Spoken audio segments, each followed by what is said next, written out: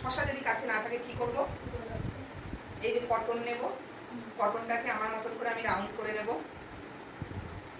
তারপর কি করব, এর মধ্যে একটু গোলাপ জল দিয়ে নেব।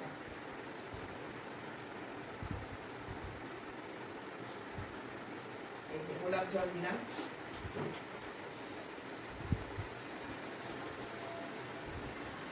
এবার কি করবো, এটা চোখের ওপর দিয়ে দেবো। আর একটা তুলে নিলাম, সেম একই পদ্ধতিতে এটাকে রাউন্ড করে নেব। নিয়ে একটু গোলাপ জল দিয়ে নেব।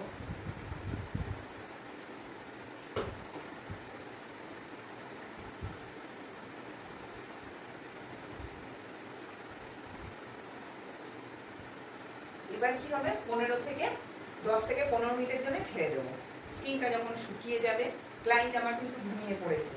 এবার ক্লায়েন্ট ঘুমিয়ে পড়লে আমি কি করব, তোলার সময় কিন্তু হট করে আমি তুলতে পারি না, এই জিনিসটা জেনে রাখো।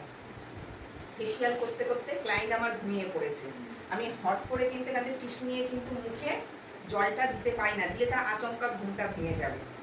তাই তো, তার যা রিল্যাক্স করালাম সেই রিল্যাক্স ফিলটা তার নষ্ট হয়ে যাবে। তাকে ডাকবো না, ডাকলেও তো সে হট করে বিরক্ত বোধ করবে। না, আস্তে আস্তে এই তো পুরো ফুল ফেসিয়ালটা হলো আমার, এখানে তো মাসাজ করার জায়গা নেই, এখানে আমার জায়গাটা আছে।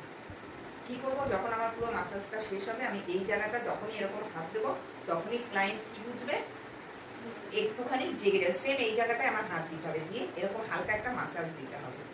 এই যেরকম করে কাঁধের ওপর, শুধু কাঁধের ওপর মাসাজটা আসবে। যখনই আমি কাঁধের ওপর এরকম হালকা একটা মাসাজ দেবো, তখনই আমার ক্লায়েন্ট কি হবে, ঘুমের ভাবটা তার কেটে যাবে।